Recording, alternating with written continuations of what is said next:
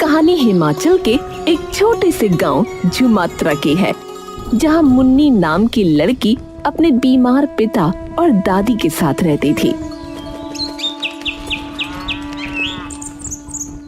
चूल्हे से उठते धुएं की आड़ में मुन्नी और उसकी दादी एकदम गमगीन बैठे हुए हैं।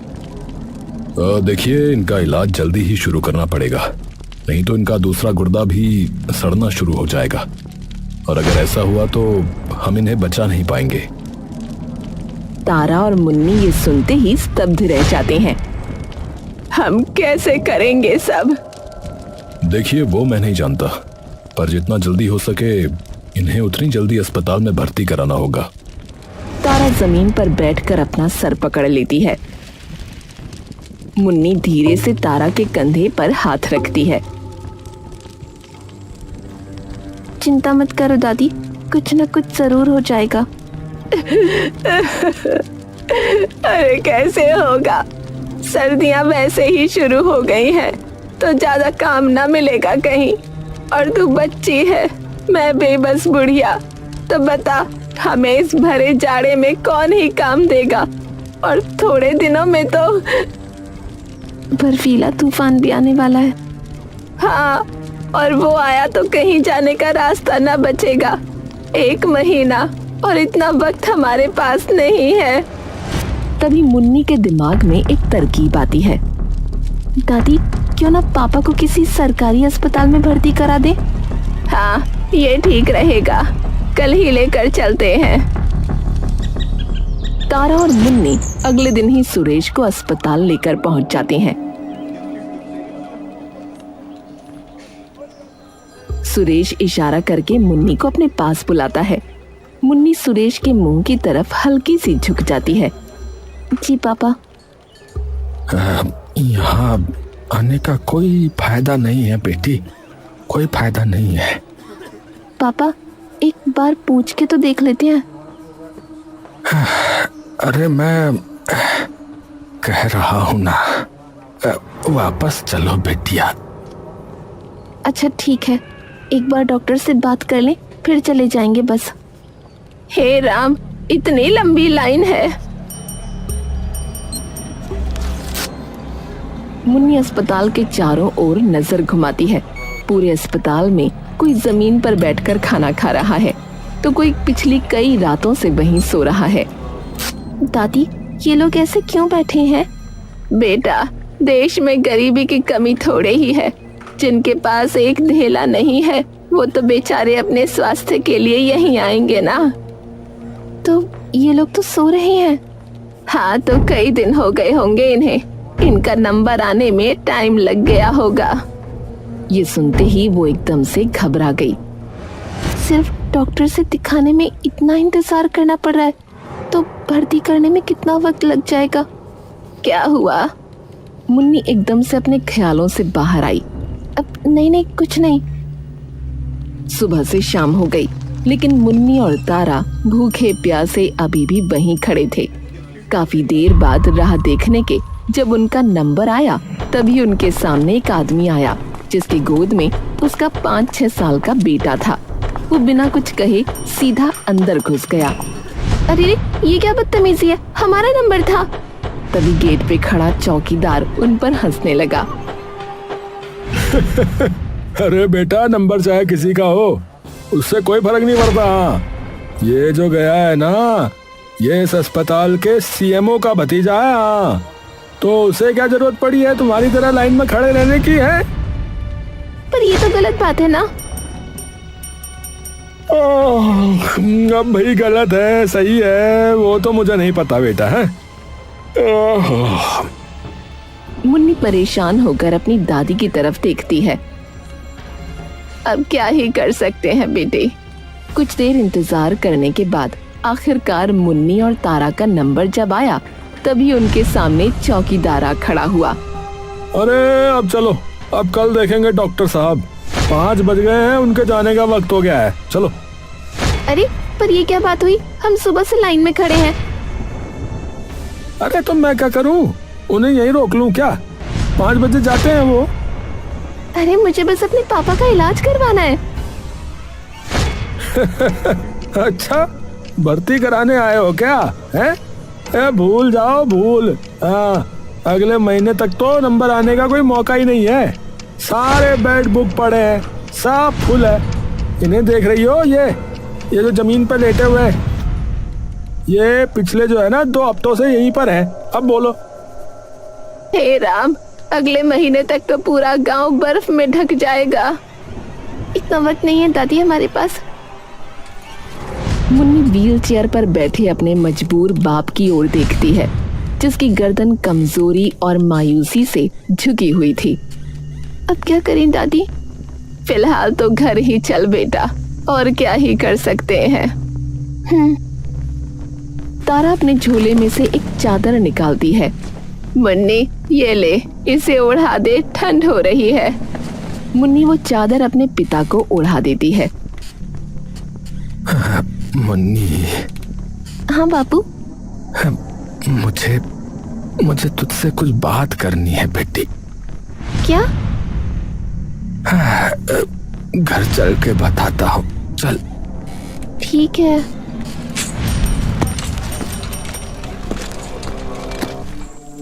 अरे भाई, बस कुछ ही दिनों में जो है ना वो बर्फीला तूफान आने वाला है।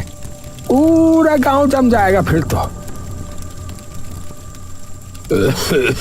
अरे मैंने तो जो है दफ्तर में छुट्टी डाल दी है 2 हफ्ते की। हाँ, अरे आधे आधे पैर धंसाते हैं बर्फ में। फालतू में ठिठुरते हुए जाओ यहाँ से। अरे भाइयों, पर मुझे एक बात बताओ, वो अफवाह सच है क्या? कौन सी अफवाह? कौन सी? अरे कि जब भी हमारे गांव में ये बर्फीला तूफान आता है, उसी वक्त गांव में ही कहीं एक छिपा हुआ कोई खजाना भी बाहर आता है, ऐसा सुना है हमने। अरे सुना तो मैंने भी है, पर हमें तो कई साल हो गए इस गांव में रहते हुए, हमने तो नहीं देखा कोई सोना साना। अरे भाई, मैं 60 साल का हो गया और बचपन से इसी खजाने की कहानियां सुनते हुए आया हूँ। अरे सुनी तो हमने भी है, पर मुझे तो फालतू की अफवाह लगती है ये। हाँ, खाली उड़ा रखी है कि जी सिर्फ बर्फीले तूफान में बाहर आता है वो खजाना, इंद्रधनुष के नीचे मिलता है। बताओ कैसी फालतू फालतू की बातें हैं ये, खाली गप्प उड़ा रखी है। उन सब की बातें वहां से गुजरती हुई मुन्नी सुन लेती है।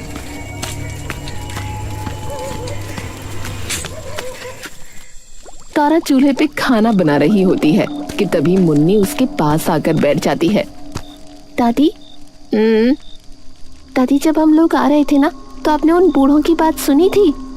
अरे रात बेरात पी के बैठ जाते हैं, बातें मारने के अलावा और आता ही क्या है इन्हें। अरे आप वो छोड़ो, पर ये सच है क्या कि गांव में कोई खजाना है जो सिर्फ बर्फीले तूफान के वक्त बाहर आता है? अब पता नहीं बेटा, गांव में तो 100 बातें होती रहती हैं। अरे पर वो कह रहे थे कि वो तो काफी साल पहले से ही सुनते आ रहे हैं। सुना तो मैंने भी है, पर कोई कहता है कि वहाँ कोई जिन्न रहता है, कोई कहता है वहाँ हीरे जवाहरात हैं, पर सच पता नहीं क्या ही है। तो वो सिर्फ बर्फीले तूफान के आने पर बाहर आता है?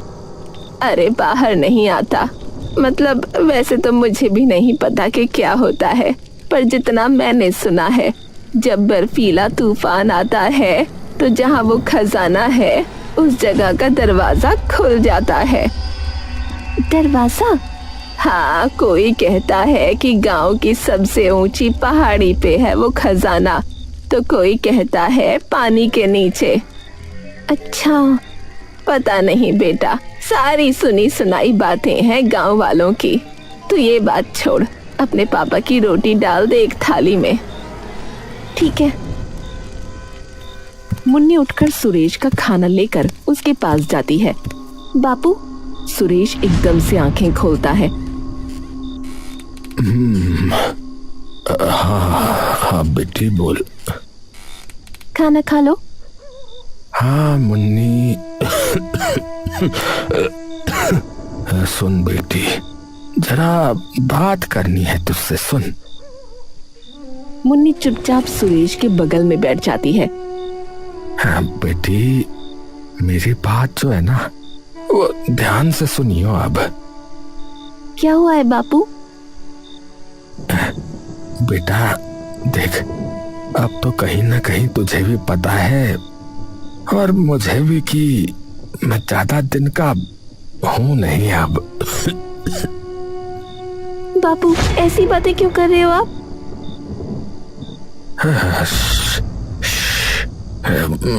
मेरी बात सुन बेटी, मेरे जाने के बाद जो है ना, अपना और दादी का बहुत ध्यान रखियो तो, ठीक है? और दादी को कहियो कि जल्दी से जल्दी तेरे ब्याह कर दे ताकि तेरा घर बच जाए। और फिर दादी को भी जो है ना अपने अपने साथ रख लियो, ठीक है? ठीक है बेटी। बापू क्या बोले जा रहे हो? सब ठीक हो जाएगा, एक बार बस आपका ऑपरेशन हो जाए। अरे बेटा, आज तूने देखा नहीं हाल है क्या हो रखा है वहां पर? बापू पर अरे अरे बात मान लिया कर मेरी, मैं कह रहा हूँ। मुन्नी चिंतित मन और बेचैन नजरों से एकटक सुरेश को देखती रहती है। ठीक है बापू। शाबाश शाबाश मेरी बच्ची, शाबाश। मुन्नी चुपचाप वहां से बिना कुछ कहे चली जाती है। मुन्नी अपने बिस्तर पर लेटी है। कमरे की लाइट बंद है, लेकिन मुन्नी की आंखें अभी भी खुली हैं। मुन्नी के दिमाग में अब भी वही बातें गूंज रही हैं जो उसके बापू ने कही थीं। क्या सच में वहाँ खजाना है? पूरा गांव बर्फ से मानो ढक चुका था। वहीं दूसरी ओर सुरेश की हालत दिन ब दिन खराब होती जा रही थी।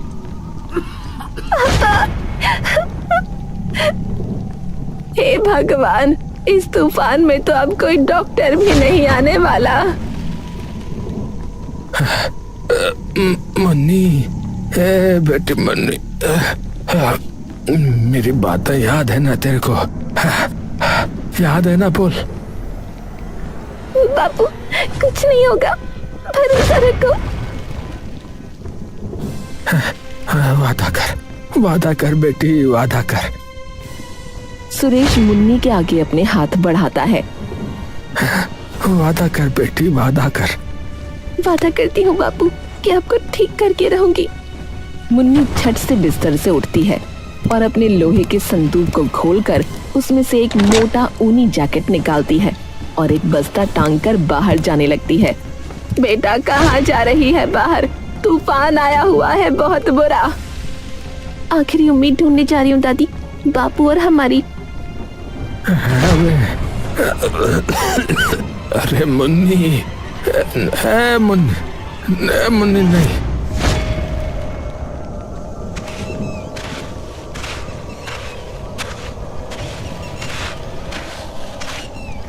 मुन्नी नजरें इधर उधर घुमाती है।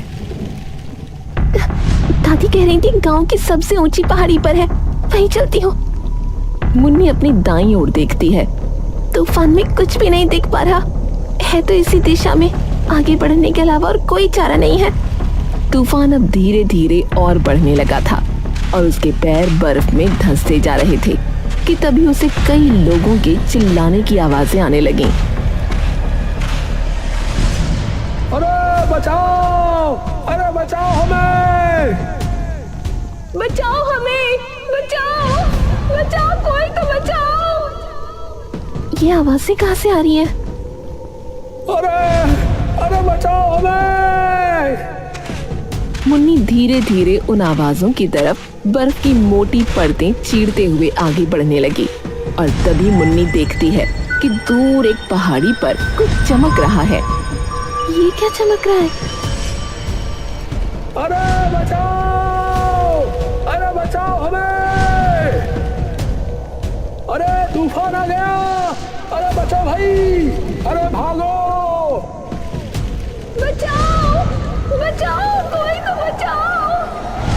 आवाज धीरे धीरे और तेज होने लगी और मुन्नी भी तेजी से उस चमकती रोशनी की तरफ बढ़ने लगी। मुन्नी के होंठ पूरी तरह से थरथरा रहे थे। उस पहाड़ी पर रखा हर कदम मानो उसके शरीर से आधी जान खींच रहा था। बस कुछ और कदम दूर, थोड़ा और। मुन्नी उस रोशनी के करीब पहुंचने ही वाली थी कि तभी उसका पैर फिसल गया। अब क्या करूं? मुन्नी अपने पैरों को बर्फ में फंसाने की कोशिश करती है, लेकिन हर बार उसके पैर फिसलकर फिर से बाहर आ जाते हैं। मेरे हाथ सुन पड़ रहे हैं अब। तभी 2 हाथ आते हैं और उसे एक ही झटके में ऊपर खींच लेते हैं। मुन्नी डर कर अपनी आंखें बंद कर लेती है, लेकिन जैसे ही वो अपनी आंखें खोलती है तो देखती है कि उसके सामने धूप खिली हुई है और उसके सामने एक बड़ा सा मंदिर है। यही है। मुन्नी पीछे देखती है तो उसे सिर्फ कोहरा दिखाई देता है और बर्फीले तूफान की आवाजें सुनाई देती हैं।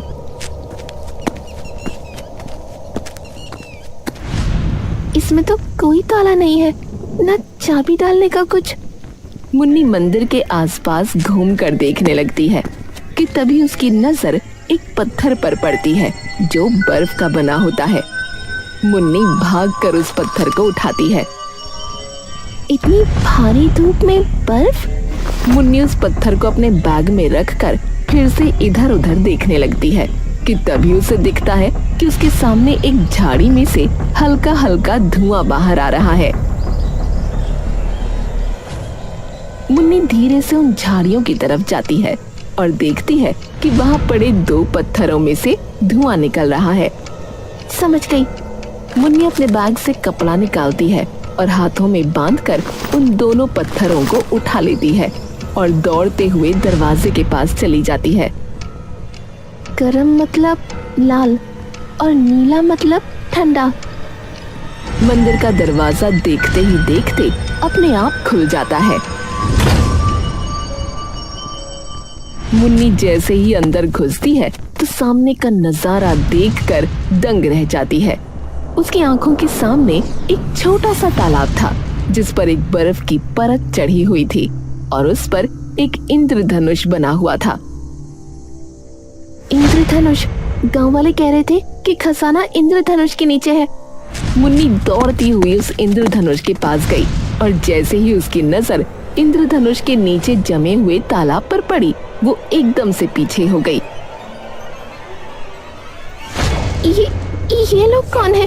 यहाँ कहाँ से आए? मुन्नी दौड़कर बाहर से कुछ पत्थर इकट्ठे करके अंदर ले आती है।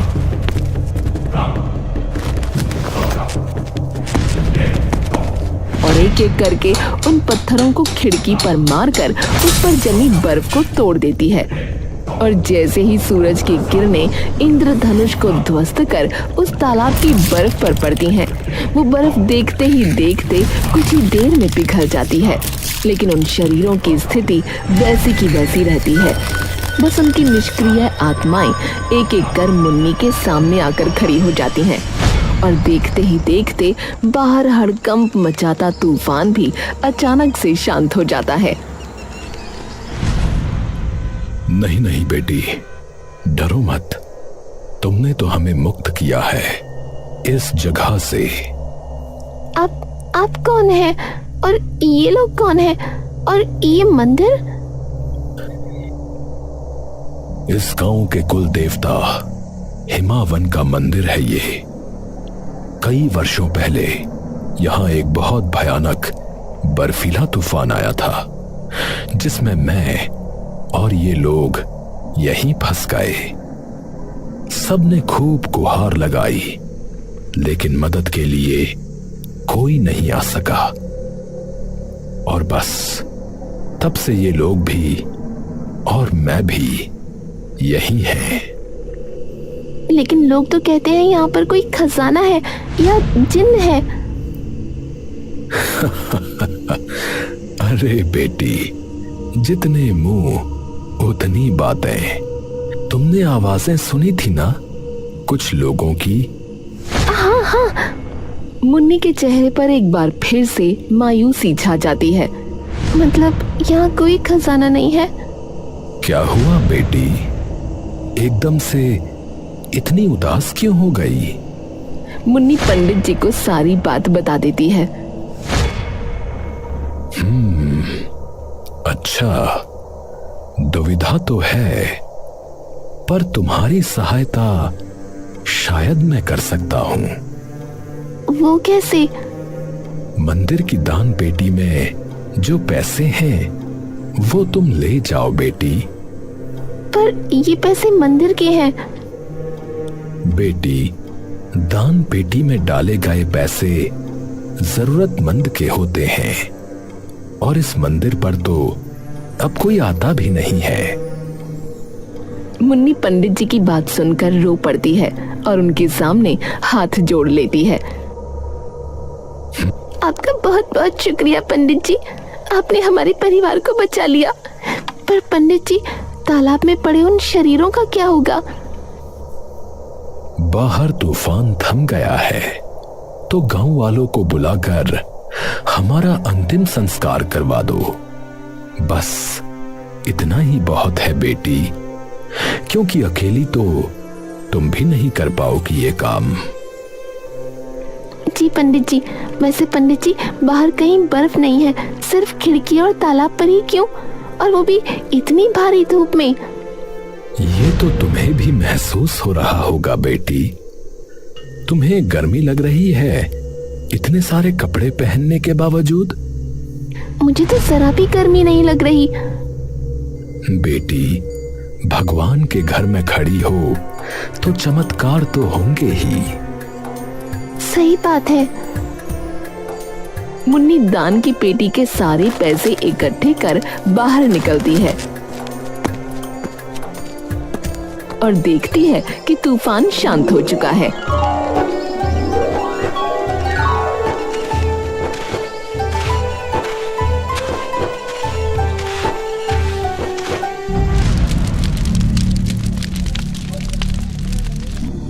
मुन्नी अगले दिन अपने पिता को अस्पताल में भर्ती करा देती है। अरे अपनी माँ ही जैसी है ये, एकदम जिद्दी। हाँ तो मैंने तो कहा ही था कि आपको ठीक कर दूंगी। सुरेश हंसने लगता है। मेरे साथ तूने उन लोगों को भी बचाया, उन्हें मुक्ति दिलाकर।